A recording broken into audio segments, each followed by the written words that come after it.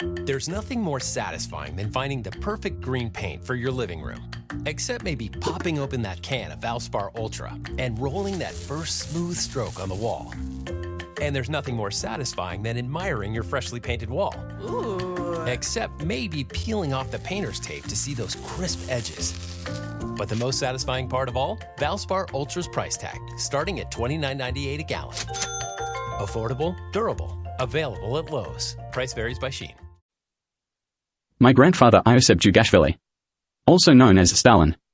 I am his only legitimate grandchild and sole beneficiary of his Russian estate, apart from some cash collected by my auntie Svetlana Djugashvili before she died, within a year of her father.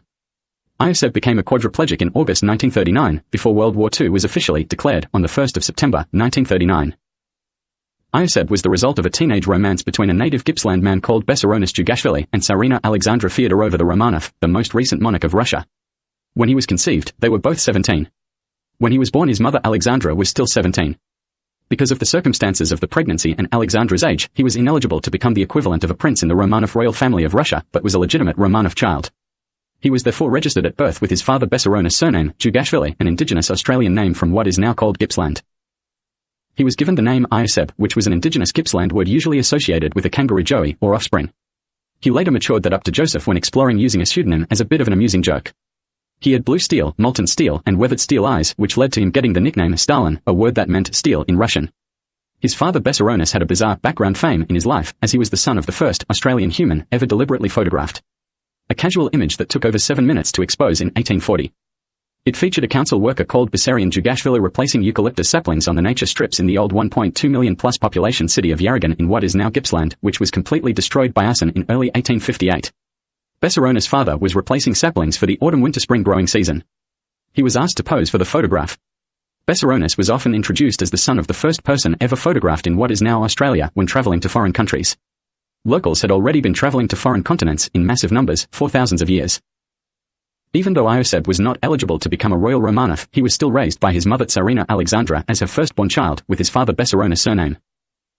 Besaronis was Alexandra's only long-term sexual partner from teenage age until she eventually agreed to marry Nicholas Hohenzollern II. My great-grandmother Tsarina Alexandra met Nicholas II when he was in a sexual relationship with her nephew Grigory Rasputin. Some saw it as an unusual way to meet her future husband. Nothing to get uptight about, though. My grandfather Ioseb, Stalin, was Rasputin's cousin. I have very gold eyes, very similar to Grigory. My Hohenzollern royal family were guests at their Royal Romanov wedding, as guests of the groom Nicholas II.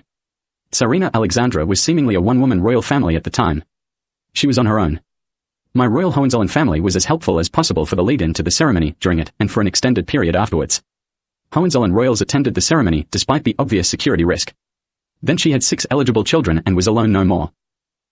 My grandfather Ioseb, Stalin, was raised by his biological parents until it became too much of a security risk for him and the Russian royal family. He was sent to boarding school in Georgia and was funded the best education his mother could provide for him.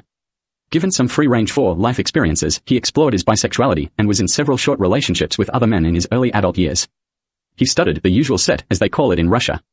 Politics, philosophy, literature, demographics, etc. He was seen as perfect for politics later in life. Besaronis Djugashvili and Alexandra were still friends after they split up as a sexual couple. Ioseb's mother, my great-grandmother, Tsarina Alexandra, the monarch of Russia, her husband Nicholas Hohenzollern II, and the 6 eligible children they had together, my grandaunties Anastasia, Maria, Tatiana, and Olga, and my granduncles Alexei and Ivanovich, were abducted, tortured, and murdered by a terrorism group associated with Albert Einstein during World War I. All documented with photographs and silent film footage. The Romanov royal family of my great-grandmother Tsarina Alexandra was abducted after they had completed a lengthy photography shoot during the second half of 1916. The reasoning behind the lengthy sessions was to get every publicity photo required for an entire year done, to avoid repeated security risks. Photography sessions were much stranger and much more nerve-wracking than now. People had to try to sit still for minutes at a time to get clear exposed photos. It was arduous and could be very frustrating.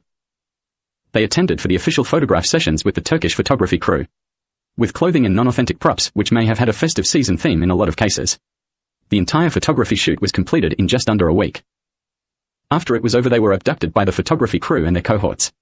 A strange, twitchy, Japanese man and crew had started filming the Romanov royals with film cameras during the shoot, with no audio available. It was all silent film camera recordings. He kept on filming, with multiple cameras, using a large crew, when it became clear to the royals they were not being taken home from the photography sessions and something was seriously wrong with the situation. My Romanov family royals were taken to what was then Czechoslovakia and photographed and filmed being tortured to death there at a secret location. The crazy Japanese man coordinated all the 8 victims being filmed the whole time, as often as he could get footage filmed through their entire ordeal, including some footage of remains being disposed of. By the end of World War I, people were impersonating the developed silent film footage of the Romanov Royals' abduction and murder ordeal all over Europe. It then spread globally slowly after WW1 ended, reaching new levels during and after WW2. It turned into a terrorism and organized crime routine. People would make demands, impersonate the victims realizing they weren't being taken home, then impersonate their torture, pretending they would stop if they got what they wanted from the target, or go around and back to the start. Then lunatics decided to guess what the victims being tortured sounded like, and would make noises claiming to do an impersonation of their distress, guessing what they said in Russian during the films. In modern technology times, lip-reading software was developed to try to determine what each victim said in Russian during their ordeal that was in the silent films. A supercomputer was used to process the silent film footage and reference it against as much footage and audio of people speaking Russian as they could feed it beforehand for lip-reading analysis, and they started using lip-reading predictive text software to add subtitles to the silent torture footage with what the software estimated the victim was saying on the screen. It didn't work very well, still doesn't. Modern searches for information about my Romanov family royals always incessantly result in the same group photographs appearing, taken during that extended photo session in 1916, before their abduction. Usually with Prince Ivanovich erased from the images, or changed to appear female with a sibling missing from the image. One particular piece of silent film is incessantly impersonated by deranged types the world over, and has been for over a century. They always seem to be impersonating the Tsarina becoming terrified, wobble their heads up and down, and saying the words, Albert Einstein. In a lot of cases, it is a man in drag for that one. Crazies who are remnants of the old Czechoslovakia are incessant about it. Some claiming the perpetrators of the crimes were promised an illegal cut of any Romanov assets stolen by impostors after the abduction. As if they are owed it now. Add to that the fact that 7 of those impostors, executed in 1917, were part Tasmanian, citizens of Greece, with the surname Anastasopoulos, and they were all related to the North American Rewald family, including the man who ran the jail. Kaiser Adolf Hitler the Hohenzollern was held prisoner of war in between December 1943 and late 1959, and it has always been an ugly situation. An ugly situation that escalated during WW2 when Kaiser Adolf was abducted.